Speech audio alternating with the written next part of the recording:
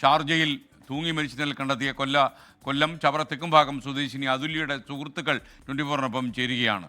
അമ്മ തുളസിബായിയുടെ രാത്രി തെക്കുംഭാഗം പോലീസ് ഭർത്താവിനെതിരെ നിലവിൽ കേസെടുത്തിട്ടുണ്ട്. സുജിത് സുരേന്ദ്രൻ ചേരുകയാണ്. ചവറ തെക്കുംഭാഗത്താണ് അവളുടെ വീട്. സുജിത്ത്, വിവരങ്ങൾ പറയൂ. കൂട്ടുകാരി ആരാണ്? നമുക്കൊപ്പം സംസാരിക്കുക.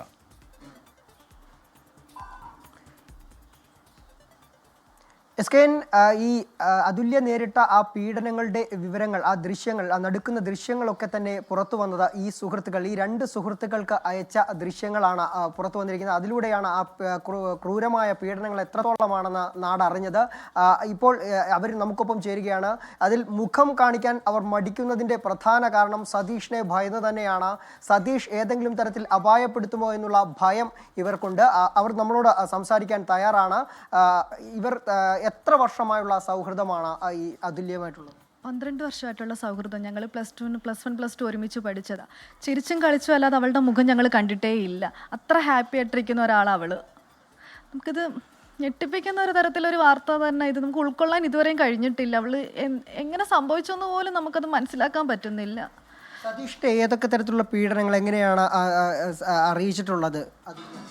ഞാനും അവളും കൂടെ ഇടയ്ക്ക് ഫോണിൽ സംസാരിക്കാറുണ്ട്. ഈ സതീഷ് ജോലിക്ക് പൊക്കഴിയുമ്പോഴേ ഇവൾ നമ്മളെ വിളിക്കത്തുള്ളൂ. വിളിക്കുന്ന സമയങ്ങളിലൊക്കെ പറയുന്നടി ആളും വെള്ളം മദ്യപിച്ചിട്ട് വന്നിട്ട് എന്നെ അങ്ങനെ ചെയ്തിടി, ഇങ്ങനെ ചെയ്തിട്ട് എനിക്ക് സഹിക്കാൻ പറ്റുന്നില്ലടി. അന്നേരം കുഞ്ഞിനെ ഓർത്തിട്ട് മാത്രമാണ് അവൾ ഇപ്പോഴും ഇങ്ങനെ നിൽക്കുന്നത്.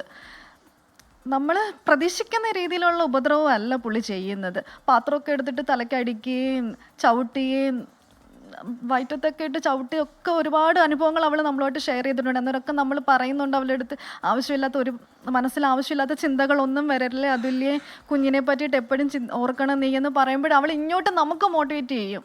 ഇല്ലടി, ഞാൻ ഒരിക്കലും അങ്ങനെ ചെയ്യില്ല, എനിക്ക് എൻ്റെ മോളേ ഉള്ളൂ, മോൾക്ക് വേണ്ടിയിട്ടാണ് ഞാൻ ജീവിക്കുന്നതെന്നൊക്കെ. കഴിഞ്ഞ 11-ാം തീയതി കൂടി ഞാനും അവളോട് ഈ ഒരു വിഷയമായിരുന്നു സംസാരിച്ചത് മുഴുവനും. അങ്ങനെയുള്ള അതുല്യ ഇങ്ങനെ ഒരു ആത്മഹത്യ ചെയ്യും എന്ന് കരുതുന്നുണ്ടോ? ഒരിക്കലും ഇല്ല. ഞാനത് ഇതുവരെയും വിശ്വസിച്ചിട്ടില്ല. അവളെ കൊണ്ട് അത് ചെയ്യാൻ പറ്റത്തില്ല, അതെനിക്ക് ഉറപ്പാണ്. കാര്യം എന്താണെന്ന് വെച്ച് കഴിഞ്ഞാൽ നമ്മൾ അതിനെ പറ്റിയിട്ട് അവളോട് അങ്ങോട്ട് സംസാരിച്ചാൽ പോലെ അവൾ ഇങ്ങോട്ട് പറയുന്നത് ഞാൻ ചെയ്യത്തില്ലടി, നിനക്ക് എന്നെ അറിഞ്ഞൂടെ, എനിക്കതിന് പറ്റത്തില്ല, എൻ്റെ മോൾക്ക് ആരുണ്ട്, കുഞ്ഞെന്നുള്ളൊരു ചിന്ത മാത്രമേ അവൾക്കുള്ളൂ. അവൾ ഒരിക്കലും ഇത് ചെയ്യത്തില്ല. അവളെ എന്നാണ് അവസാനമായി സംസാരിച്ചത്? 11-ാം തീയതി ഏകദേശം 45 മിനിറ്റോളം ഞാനും അവളും കൂടെ സംസാരിച്ചിട്ടുണ്ട്. കാര്യങ്ങളായിരുന്നു സംസാരിച്ചത്. കൂടുതൽ ഇത് തന്നെ ആയിരുന്നു സംസാരിച്ചിട്ടുള്ളത്. ഞാൻ എന്നിട്ട് അവളോട് പറഞ്ഞിട്ട് നീ എങ്ങനെയെങ്കിലും നാട്ടിൽ കയറി വരാൻ നോക്കുന്നത്, ജൂലൈ അവസാനത്തോടുകൂടി എന്തായാലും ഞാൻ വരുവാടി, എനിക്കിനി ഇവിടെ നിൽക്കാൻ പറ്റത്തില്ല, ഞാൻ അത്രയും സഹിച്ചെന്ന് പറഞ്ഞ ഒരാളാണ്. അവൾ ചെയ്യുമെന്ന് നമുക്ക് ചിന്തിക്കാൻ പറ്റത്തില്ല. കാര്യം ചെയ്യേണ്ട സമയം കഴിഞ്ഞു. ഇതിന് ഈ 12 വർഷമായെന്ന് തോന്നുന്നു അവളുടെ കല്യാണം കഴിഞ്ഞ്. 11 വർഷം. ഇതിൻ്റെ ഇടയ്ക്ക് വെച്ചിട്ട് ഒരുപാട് പ്രശ്നങ്ങൾ അവൾ നേരിട്ടിട്ടുണ്ട്. ആ സമയത്തൊക്കെ ഇവൾ ചെയ്യേണ്ടത് അതൊന്നും ചെയ്യാതെ ഇപ്പോൾ ഇത് ചെയ്തെന്ന് പറഞ്ഞാൽ നമുക്കത് വിശ്വസിക്കാൻ പറ്റുന്നില്ല. അവൾ ചെയ്യത്തില്ല അങ്ങനെ. കാര്യം ഈ തലേദിവസവും ഞങ്ങളുടെ +2 ഗ്രൂപ്പിൽ ലാസ്റ്റ് 11:15 മെസ്സേജ് അയച്ച ആളാണ് ഹാപ്പി ആയിട്ട്.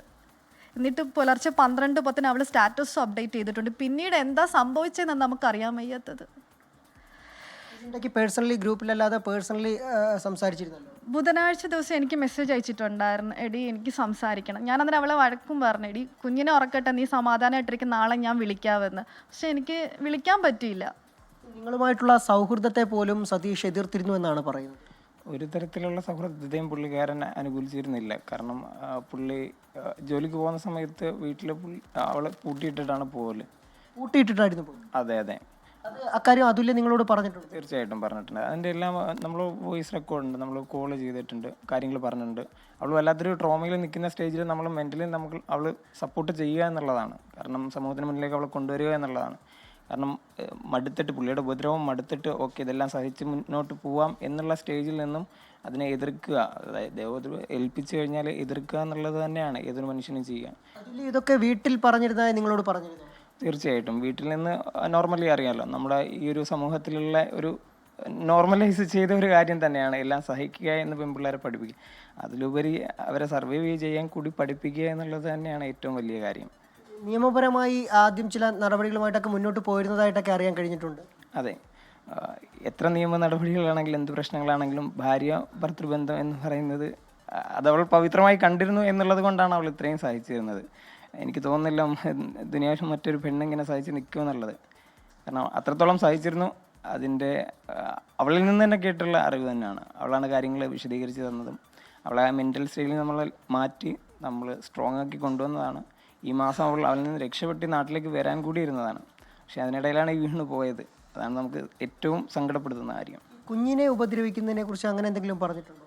ഇല്ല, മകളെ ഉപദ്രവിക്കുന്ന പുള്ളിക്ക് ആരുമായിട്ട് കമ്മിറ്റ്മെൻ്റ് ഇല്ല. അതാണ് ഏറ്റവും ബേസ് ആയിട്ടുള്ള കാര്യം. മകളെ കൂടെ നിർത്തുന്നതിനോടോ ഒന്നും പുള്ളിക്കാരൻ്റെ താല്പര്യമില്ല.